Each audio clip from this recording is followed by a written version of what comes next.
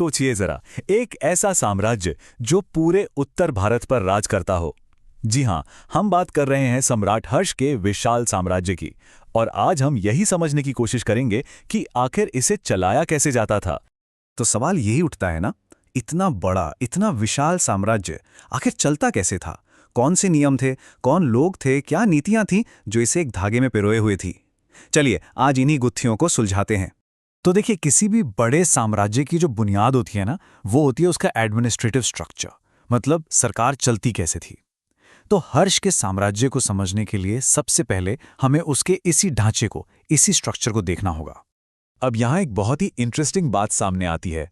हर्ष ने, आप कह सकते हैं, कोई पहिया दोबारा नहीं बनाया। उन्होंने जो पहले से चला आ रहा गुप्त साम्राज्य का मॉडल था, उसी को अपनाया, लेकिन एक बहुत बड़े फर्क के साथ। उनका सिस्टम ज्यादा सामंती, ज्यादा डिसेंट्रलाइज्ड था।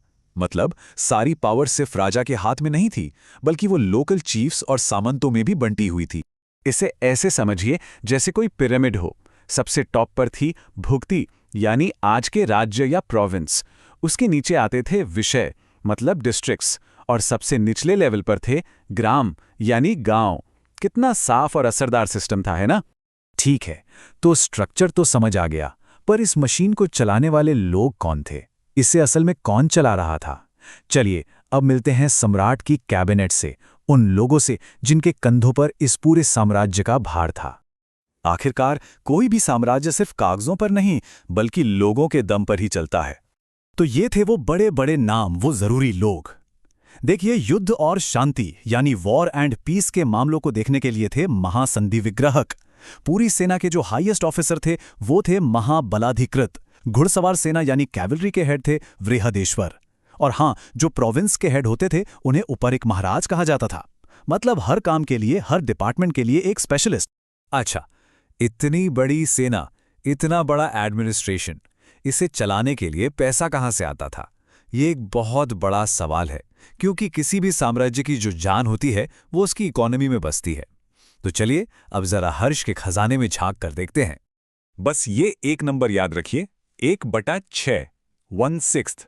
यही वो सबसे जरूरी हिस्सा था जो खेती की पैदावार में से टैक्स के तौर पर सीधे राज्य को जाता था। इस मेनलैंड टैक्स का एक नाम भी था, भाग। जैसा नाम से ही जाहिर है, ये उपज का छठा हिस्सा होता था। और एक खास बात, ये टैक्स कैश में नहीं, बल्कि अनाज के रूप में ही चुकाया जाता था। मतलब इन काइंड पेमेंट होती थी।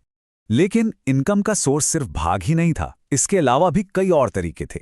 जैसे एक टैक्स था हिरण्य, माना जाता है कि ये कुछ खास फसलों पर कैश में लिया जाता था।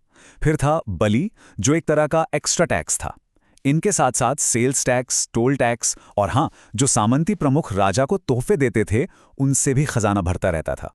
चलिए, एडमिनिस्ट्रेशन और इकोनॉमी की बात तो हो गई। अब जरा उस दौर के समाज पर एक नजर डालते हैं। लेकिन जानते हैं कैसे? किसी बाहरी व्यक्ति की आंखों से। क्योंकि कई बार एक आउटसाइडर की नजर से ही असली तस्वीर साफ साफ दिखती है। और ये हैं हमारे वो आउटसाइडर, ह्वेन-सांग, एक चीनी बौद्ध तीर्थयात्री। आए तो थे भारत बौद्ध धर्म के ग्रंथों की खोज में, लेकिन यहाँ उन्होंने जो कुछ भी देखा, जो महसूस किया, उसे बहुत ही बारीकी से अपनी डायरी में, अपने लेखों में दर्ज किया। और आज उनके वही लेख हमारे लिए उस दौर के इतिहास का एक बेशकीमती खजाना है। और ह्वेन-सांग ने जो लिखा वो वाकई सोचने पर मजबूर करता है। उन्होंने साफ साफ लिखा कि यहाँ एक बहुत ही कठोर जाति व्यवस्था थी। उन्होंने ये भी नोटिस किया कि समाज में कई ऐसे लोग थे जिन्हें बहिष्कृत या अछूत माना जाता था, और उन्हें सबसे अलग थलग रखा जाता था। ये उस समय की सामाजिक सच्चाई का एक कड़वा लेकिन एकदम सीधा सबूत है। उनकी ऑब्जर्वेशंस और भी गहरी हैं। उन्होंने देखा कि जाति व्यवस्था में कई उपजातियां भी थीं। अछूतों को अलग रखा जाता था, और शूद्रों की पहचान खेती किसानी करने वालों के तौर पर थी। एक और दिलचस्प बात जो उन्होंने नोट की, वो ये कि बौद्ध धर्म उतना पॉपुलर नहीं था जितनी उन्हें उम्मीद थी। हाँ, ये बात और है कि नालंदा यूनिवर्सिटी उस वक्त बौद्ध धर्म का एक बहुत बड़ा, बहुत ही एमिनेंट सेंटर बना हुआ था। तो हमने एडमिनिस्ट्रेशन देख लिया, इकोनॉमी समझ ली, समाज पर भी नजर डाल ली। लेकिन इन सब के केंद्र में जो शासक था, वो खुद कैसा था? चलिए अब सम्राट के आध्यात्मिक सफर को देखते हैं। उनकी पर्सनल आस्था क्या थी और उनकी नीतियां कैसी थी? और यहीं पर एक बहुत ही दिलचस्प कॉन्ट्रास्ट देखने को मिलता है। अपनी पर्सनल लाइफ में हर्ष भगवान शिव के बहुत बड़े भक्त थे, लेकिन पब्लिक लाइफ में एक राजा के तौर पर वो बौद्ध धर्म के एक महान संरक्षक, एक ग्रेट पेट्रन बने। लेकिन इसका मतलब ये नहीं कि उन्होंने किसी एक धर्म को दूसरे पर तरजीह दी। उनकी जो पॉलिसी थी वो थी रिलीजियस टॉलरेंस की। उन्होंने हिंदू पंडितों को भी और बौद्ध भिक्षुओं को भी, दोनों को ही जमीनें दान में दी। ये एक मैच्योर शासक की पहचान है, जो अपनी निजी आस्था को राजकाज से अलग रखता है। और बौद्ध धर्म को लेकर उनका ये जो संरक्षण था, इसका सबसे बड़ा, सबसे ग्रैंड एग्जाम्पल देखने को मिलता है कन्नौज में हुई एक बहुत बड़ी सभा में। इस सभा का मकसद ही यही था कि महायान बौद्ध धर्म के जो सिद्धांत हैं, उनका दूर दूर तक प्रचार प्रसार किया जाए। तो ये सारी बातें हमें एक बहुत ही जरूरी सवाल पर लाके खड़ा कर देती हैं। क्या एक राजा की, एक रूलर की पर्सनल आस्था उसकी पब्लिक ड्यूटी से अलग हो सकती है या होनी चाहिए? हर्ष का साम्राज्य इस सदियों पुराने सवाल की एक बहुत ही दिलचस्प केस स्टडी पेश करता है। इस पर सोचने वाली बात है ना?